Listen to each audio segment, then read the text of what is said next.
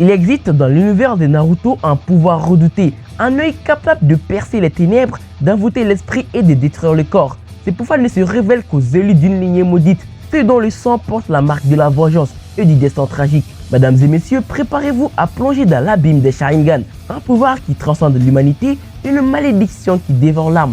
Depuis l'aube des temps, cet œil légendaire a forgé les guerriers les plus puissants et les plus solitaires. Aujourd'hui, nous allons décortiquer son histoire, ses secrets et ses évolutions, des origines du clan Uchiha jusqu'au mythique Mangekyo Sharingan. Le Sharingan, ce n'est pas qu'un simple pouvoir, c'est le reflet des ténèbres qui sommeillent au fond de chaque porteur. Une danse entre le pouvoir absolu et la folie inévitable. Bienvenue dans le monde impitoyable des yeux rouges qui voient tout, mais au prix de leur propre lumière. Bienvenue dans le monde du Sharingan qui n'est joignable qu'en passant par le village de 1000 abonnés. Donc abonnez-vous. Les premiers Sharingan de Naruto. Au cœur du pays de la brume, Sasuke affronte Aku. Piégé dans sa technique de miroir de glace, Naruto est à bout de force. Leur adversaire le transperce avec ses aiguilles. Dos au mur, il ne sait plus quoi faire. Mais soudain, il éveille son Sharingan. Lorsqu'un Uchiha subit des émotions fortes, son cerveau produit un chakra spécial qui modifie son nerf optique. La technique héréditaire se réveille. Même s'il ne s'en rappelle pas, c'est en voyant tout son clan mourir de la main de son frère que Sasuke a débloqué la toute première version de son Sharingan.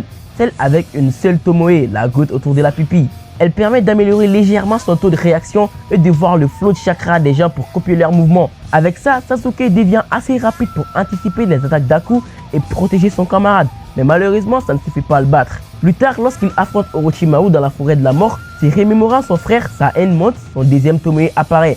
Il est à un niveau au-dessus, plus fort, plus rapide. Il peut maintenant lire ses adversaires comme dans un livre ouvert et copier leur technique d'un simple coup d'œil pour les ressortir quand il veut. Grâce à ça, il est parvenu à copier la technique des Rock Lee pour infliger des dégâts à Gaara lors de l'examen des Chunin. Ça lui donne aussi un certain contrôle sur les illusions.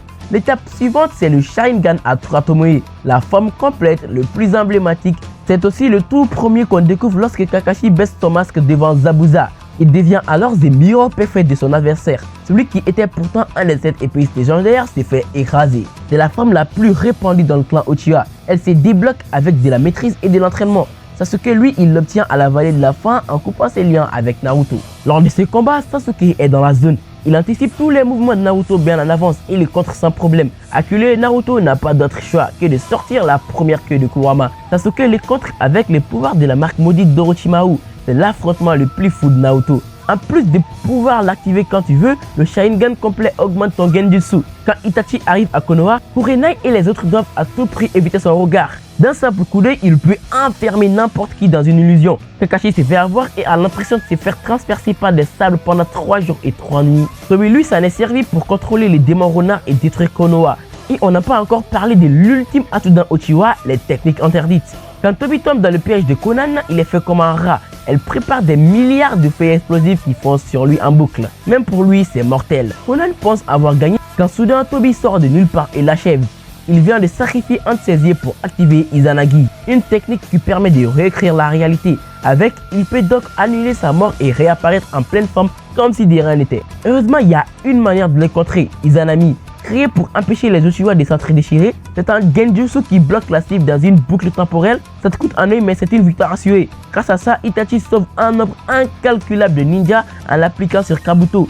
Ce dernier est condamné à revivre le même instant en boucle, tandis que dans la réalité, son corps est immobile. Le plus fort dans cette forme, c'est Madara. À lui seul, il défonce l'armée des shinobi. Il prédit tout, contre tout, même les Kage et Naruto réunis ne faut pas le poids. Il invoque une puis 2 météorites, c'est un vrai dieu du combat. Son nom seul a poussé le reste du monde à faire alliance pour le mettre hors jeu.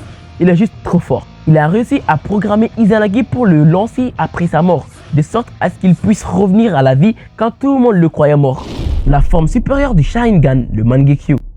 Quand Itachi voit Shizui, son meilleur ami, mourir devant lui, sa haine et sa colère deviennent immenses. Il a ouvert la porte du Mangekyo. En plus du boost de puissance, il a accès à Amaterasu, des flammes noires mortelles impossibles à éteindre, et à Tsukuyomi, les Genjutsu ultimes qui piègent quiconque frôle son regard. En plus de ça, il peut invoquer le Susanoo, une immense armure ancestrale qui lui permet de rivaliser avec des titans. Son Susanoo vient avec un bouclier, le miroir de Yata qui renvoie toutes les attaques, et une épée qui scelle tout ce qu'elle touche, l'épée de Totsuka. Avec ça, il est pratiquement à 10 niveaux dessus. Il décime tous les clans Uchiha et n'est fait que d'une seule bouchée de son frère Sasuke qui était pourtant boosté par la marque d'Orochimaru. Pas de doute, le Mangekyo c'est le Sharingan ultime. Acquis seulement par une poignée d'Uchiwa, ceux qui ont traversé les pires souffrances. On en connaît que 15, dont Fugaku, le père de Sasuke et d'Itachi. Pendant la troisième grande guerre ninja, il était craint comme Fugaku, le maléfique. Un des plus intéressants, c'est celui de Shizui, un expert en illusion qu'on surnommait le Mirage. Sa botte secrète, Koto Amatsukami, est un genjutsu quasi parfait qui peut contrôler n'importe qui.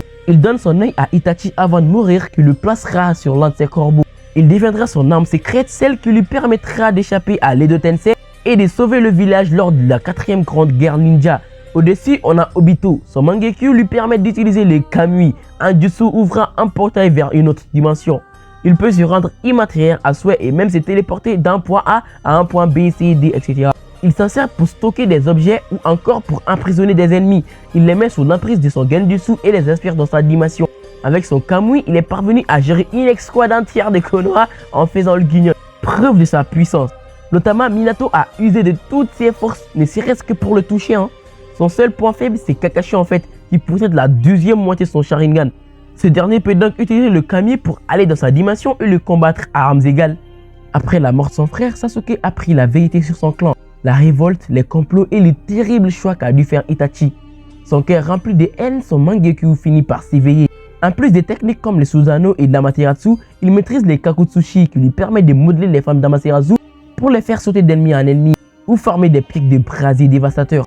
Dans sa forme complète, son Susanoo a un arc avec lequel il lâche la technique ultime, la flèche d'Indra, une colonne de chakra lancée à pleine vitesse qui met en difficulté Naruto et Kurama à leur prime. Indra, c'est le nom de l'ancêtre du clan Uchiwa, fils du créateur de tous les ninjutsu. Il maîtrise Inokagutsuchi, une version géante d'Amaterasu capable de raser un virage Dakar. Contrairement au Sharingan classique, plus on utilise un Mangekyu, plus on perd peu à peu la vue. Quand Itachi affronte Sasuke pour la dernière fois, il ne voit presque plus rien. La seule manière de retrouver la vue, c'est de plonger encore plus loin dans les ténèbres. En prenant le Mangekyu de quelqu'un auquel on tient, on débloque alors le Mangekyu Sharingan éternel. Quand Sasuke prend les yeux d'Itachi, son Sharingan devient une fusion entre les siens et celui de son frère. En plus d'un gros boost de puissance, il peut utiliser toutes ses techniques à volonté sans conséquence, voire même les combiner. La dernière forme du Sharingan, le Rinnegan. C'est l'œil qui a permis à l'ermite Rikudo de sceller les démons à Dikejubi pour sauver le monde. La première fois qu'on le voit, c'est avec Nagato qui deviendra plus tard Pain. Absorption, répulsion, force d'énergie, c'est surcité. En plus de lire dans le flot du chakra pour prédire les mouvements de l'adversaire, il donne accès à toutes les natures de jutsu. Son porteur peut utiliser eau, feu, terre, etc. De base, ce n'est pas un Sharingan, mais si on pousse un Sharingan assez haut, alors il peut être transformé en Rinnegan. Pour ça, il faut du chakra d'Indra et d'Ashura, les fils de l'ermite Rikudo et les ancêtres des clans Uchiwa et Senju. C'est comme ça que Madara l'a obtenu en s'implantant des cellules d'Ashirama après être revenu à la vie. À la fin de la quatrième grande guerre ninja, il combine tous ses pouvoirs pour ouvrir son troisième œil, le Rinne Sharingan, capable de lancer le Tsukuyomi infini, un genjutsu qui piège l'humanité dans une illusion pendant que leur enveloppe charnelle est tout faite en sacrifice à Kaguya. Le Rinnegan de Sasuke s'active lorsqu'il reçoit le chakra de l'ermite Rikudo. Il fusionne alors son Sharingan pour former un œil unique. À son prime, Sasuke a accès à toutes les techniques de ses deux yeux, mais aussi absorption, répulsion, vol d'énergie, c'est l'arsenal ultime. Le meilleur Sharingan de Naruto, c'est sans contexte celui-là. La preuve, il arrive à contrôler les 9 démons en queue en même temps. Dans Boruto, il est invincible. Sa spécialité, c'est le jutsu spatio-temporel. Il lui permet de voyager de zone en zone et à travers les dimensions pour échanger sa place avec n'importe qui. Il tient tête à des Otsutsuki et met une branlée à l'un avec son meilleur ami et rival. D'un simple Uchiha qui cherchait à se venger de son frère, Sasuke est devenu le ninja le plus puissant de sa génération, avec des yeux qui rivalisaient ceux des dieux eux-mêmes.